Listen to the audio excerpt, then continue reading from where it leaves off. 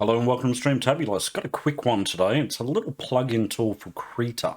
And what it does is with one click, you can select a subject, which makes it really easy if you want to remove a background or if you want to, quickly edit a image and you're in need of selecting it rather than having to sit there and trace it.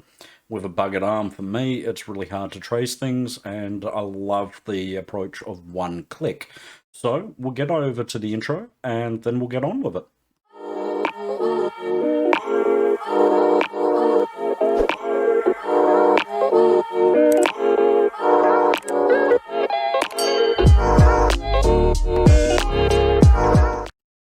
Okay, so here we are on the plugin creators GitHub page.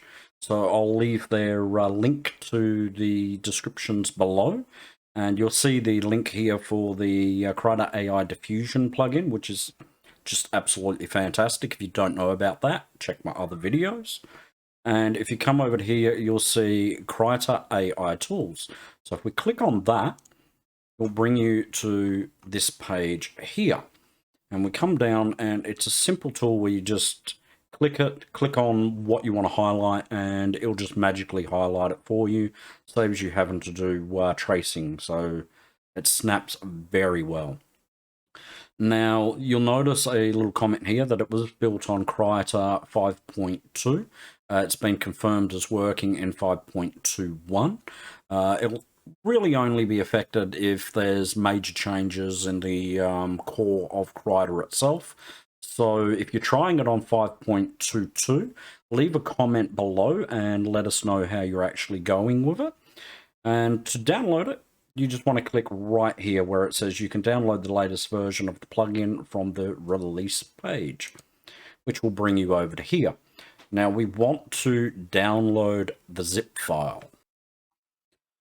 Once you've downloaded it, it will give you a zip file, and you just want to extract the contents of that, which will give you these files here, bin, lib, and share. Now, it doesn't go into your plugin directory of the Krita app data. It overwrites the main program. So what we want to do is come across to your C drive and into program files and into Krita, and you'll see bin, lib, and share. Now, I've backed mine up, and I highly recommend that. That way, if there's a problem, you can just delete these folders here and then replace them with your saved data, and you'll be back to the original. So from there, you just want to copy these and paste it into here and let it overwrite. Once that's done, we can launch Krita. Now that we have Krita launched, we can open up an image. I'm going to choose this one here with the 4x4 in it. And we'll notice these two new tools here. And now, if we use those, we can click on a subject and we can very easily select the subject. Now we can also, if we wanted to, we can invert that selection, and then we could just simply cut the background and remove the background. So this is great if you're selecting a subject of a person and you might want to remove the background to put a new background in.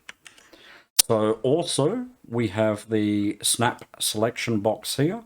Works in a very similar way. We can select the vehicle and it will snap in around the vehicle. Or we can select something really hard like this tree and we can see that it selected the tree. We can also select multiple objects,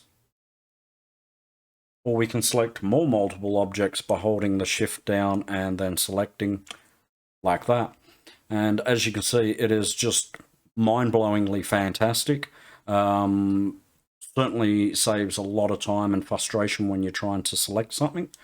And the fact that you can just click on something like that and have it selected, very easy. You can use this in conjunction with your AI diffusion if you have that installed.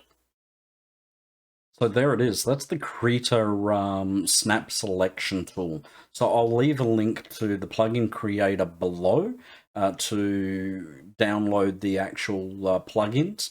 And I'll leave a link also below to his Reddit page or their Reddit page.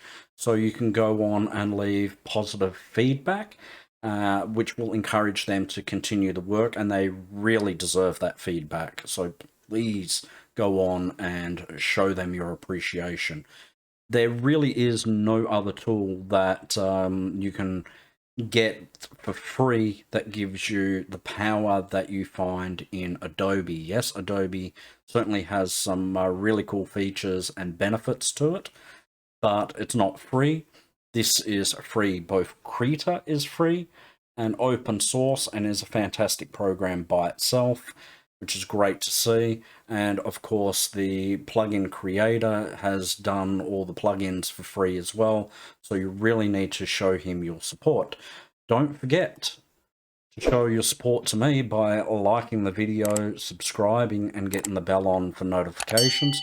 Leave a comment below if you're using 5.22 and if you've put this plugin in. Let us know how you're going with it. Is it working? Are you having any problems? That way I can give that feedback to other people, and other people will know that there's no issues. There shouldn't really be an issue unless Krita itself has changed something in the core program. You shouldn't really have a problem. It should just work as it has. But try it out. Leave your feedback below. It'd be really appreciated.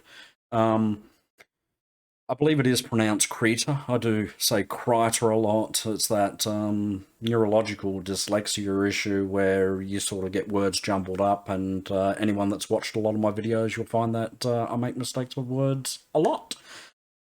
Reading and writing is not the best, and speech is not the best. So like, subscribe, get the bell on for notifications. I will be doing more videos for Krita and how to use the AI diffusion a little bit more, so you have a more in-depth idea, so it can help you with what you're doing.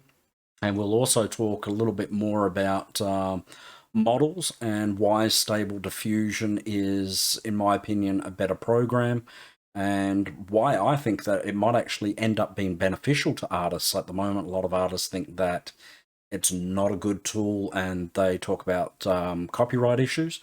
But Stable Diffusion, unlike the online tools and unlike Adobe, which Adobe is trained with their stock, and the Adobe stock has been shown that it had copyrighted material in it from artists that didn't even know their material was in there.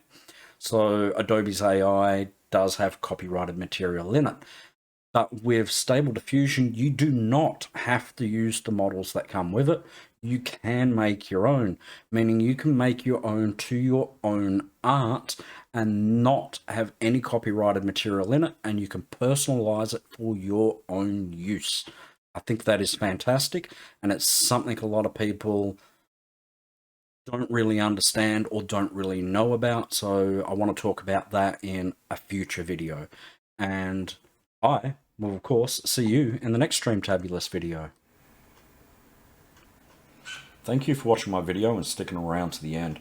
If you like my videos, it'd really help me out if you could like and subscribe.